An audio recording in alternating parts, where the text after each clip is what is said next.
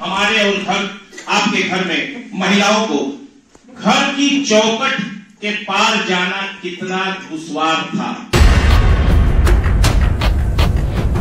इस चीज को मान रही हैं। और आज के युग में, आज के समय में अगर इस स्वतंत्रता को किसी ने अभिव्यक्त करवाया समाज में, तो ये हमारे यशस्वी प्रधानमंत्री जी ने, जो आपकी पहचान को आप तक पहुंचाया। ये सोच पिछले 70 सालों की सरकारों ने नहीं दिलाई।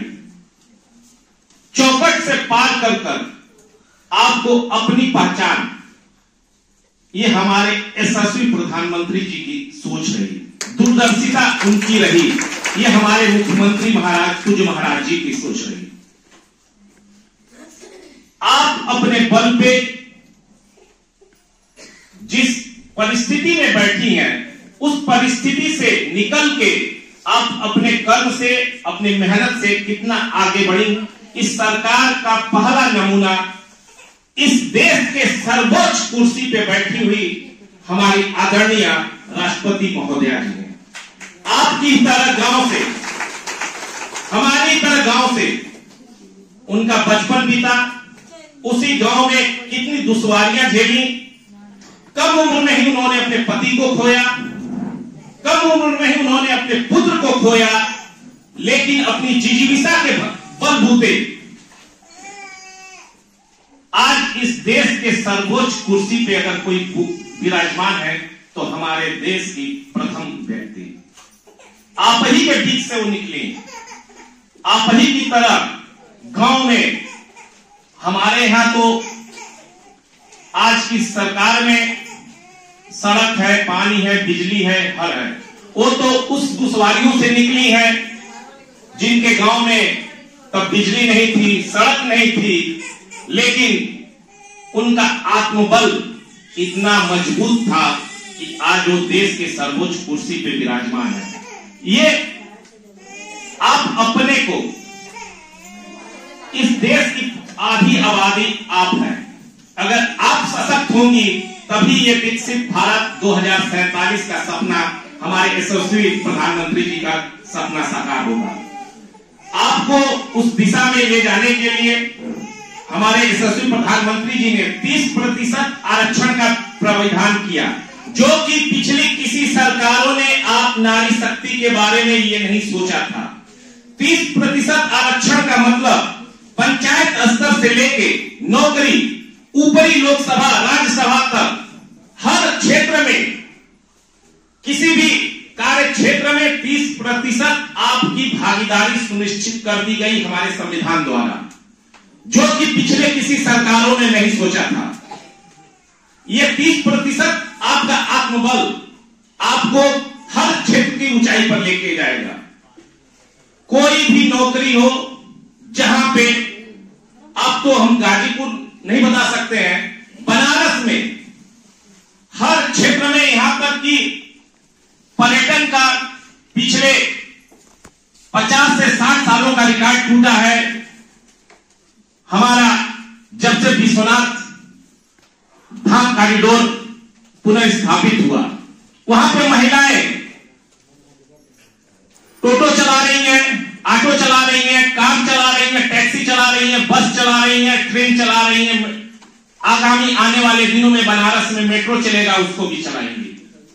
आपकी आजीविका का जो साधन है, ये हमारे यशस्वी प्रधानमंत्री जी की सोच रही, हमारे पूज्य महाराज जी की सोच रही। आप कैसे सशक्त बनेंगी?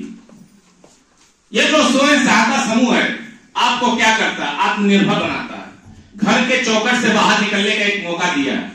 आप मेहनत करिए, आप अपने विचार को, सरकार आपको हर तरह का माध्यम प्रोवाइड कर रही है, हर तरह का आपको सुविधा दे रही है, निःशुल्क ट्रेनिंग दे रही है। बस आप अपना क्या है कि हम किस क्षेत्र में हमारा वो रुचि है, अपने रुचि अनुसार बहुत सारे कार्य हैं। जैसा कि अभी किरण सिंह जी ने बताया कि एक से एक कार्य है कि जिनको आप इस समय ऑर्गेनिक के नाम पे अपने साधन के तहत ये नहीं कर रहे हैं कि आपको बाहरी साधन चाहिए। पशु आपके हैं, गोबर आपको मिलेगा। गोबर के खाद से बने हुए खाद्यान्न आज पूरे विश्व में मांग है, और गोबर के खाद से बने हुए खाद्यान्न केवल भारतवर्ष में उपलब्ध है, जो बहुतायत में सबसे महंगे दामों पे बिक रहे हैं। चावल हो, गेहूं हो, जौ हो, बाजरा हो, आजकल हमारी सरकार मोटे अनाज पे बहुत ज्यादा ध्यान दे रही है। क्यों दे रही है? क्योंकि वो स्वास्थ्य से जुड़ा हुआ है। हमारी माताएं, पहले से दादी लोग यही ज्वार, बाजरा, मक्का यही सब खाती थी और खिलाती थी। बीच के कुछ समय में आए कि हम आधुनिक बनने के चक्कर में कुछ और आगे बढ़ गए, जो कि हमारे स्वास्थ्य को बहुत ही नुकसान दिया। आज की परिवेश में ये हमारे यशस्वी प्रधानमंत्री जी की सोच थी कि हम जो स्वास्थ्य वर्धक चीज है, मोटा अनाज, उससे विमुख हो गए थे, उसको लाए। वो आपके आजीविका का एक साधन बन सकता है। एक समूह में 20 महिलाएं हैं, 25 महिलाएं हैं, 30 महिलाएं हैं। कोई भी क्षेत्र से किसी भी गांव में संबंधित 5 मंडा, 2 मंडा, 4 मंडा खेत किसी न किसी समूह में की महिलाओं के पास होगा। नहीं तो रेहन, अरे क्या कहते हैं, क्या बोल रहे उसको, अभिया पर, बटैया पर ले सकती हैं। केवल गोबर के खाद से आप लोग उस चीज को उत्पादन कीजिए, थोड़ा सा ही, 1 मंडा चावल एक बार प्रयोग के तौर पे ज्वार का कीजिए, केवल उसमें गोबर का खाद प्रयोग, कोई रासायनिक खाद का प्रयोग मत कीजिए। देखिए वो प्रोडक्ट, जब तक मैं इस ब्लॉक में हूं, वो प्रोडक्ट का बिकवाने का और खरीदने की जिम्मेदारी का तो मैं निभा सकता हूं। आप 1 मंडा को प्रयोग के तौर पे लाइए, कहिए कि प्रमुख जी हमें 1 मंडा ये केवल गोबर के खाद से, हाँ उसमें सच्चाई होनी चाहिए कि वाकई गोबर के खाद से ही है।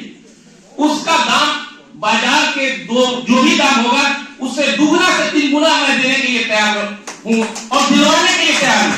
शहर में लोग बैठ के खरीदने के लिए तैयार है, उनके पास पैसा है, लेकिन शुद्ध खाद्यान्न नहीं है। इस माध्यम अभियान के तहत ये जो कार्यक्रम चल रहा है, आप लोग बहुत देर से आई हैं, ये हमारी सरकार की ही सोच है कि ऐसे कार्यक्रम आयोजित किए जाए जिसमें आप स्वावलंबी बने, आप अपनी पहचान खुद स्थापित करें। आज के परिवेश में क्या था, वो फलनवा के मेहरारू जाती है, वो फलनवा का पतो जाती है, फलनवा का लड़की जाती है। यही है हमारे समाज की है, सच्चाई है। और जिस परिवेश में आज आप बैठेंगे इस कार्यक्रम के तहत, बहन बैठी हुए उस कोने में मेरी नजर इलाहाबाद वाली बात पे जा रही है। आदरणीय प्रधानमंत्री जी ने उनको सम्मान किया, तो हमारी क्या औकात है कि हम उनको सम्मान न करें, जिनको इस बिरनो ब्लॉक में एक पहचान के तौर पे पूरे भारत में उस बहन को सभी लोगों ने जाना। 140 करोड़ की जनसंख्या में एक आपका बिरनो ब्लॉक सम्मिलित हुआ, यह बहुत गौरव का विषय है। और आप ही लोगों के प्रयास से पूरे उत्तर प्रदेश में इस बिरनो ब्लॉक में 826 ब्लॉक है कि 828, 826 ब्लॉक में से ये माताएं और बहनें, आप लोगों का आशीर्वाद है कि हम 3 स्थान में आ गए हैं 826 ब्लॉक में। और आप लोगों का आशीर्वाद हमको पूर्ण विश्वास से बना रहेगा, प्रथम स्थान पे लाके दिखाएंगे, ये हमारा ये वादा है। अगर ब्लॉक का विकास होगा तो आपका भी विकास होगा, आपका विकास होगा तो नई सोच आएगी। महिला सशक्तिकरण की दिशा में और क्या नए नए कार्य किए जा सकते हैं। स्वयं सहायता समूह से ही निकल के सखी बहनें हैं, अब उनको तो हर फील्ड में आपकी वरीयता समूह के सभी बहनों को वरीयता दी जा रही है।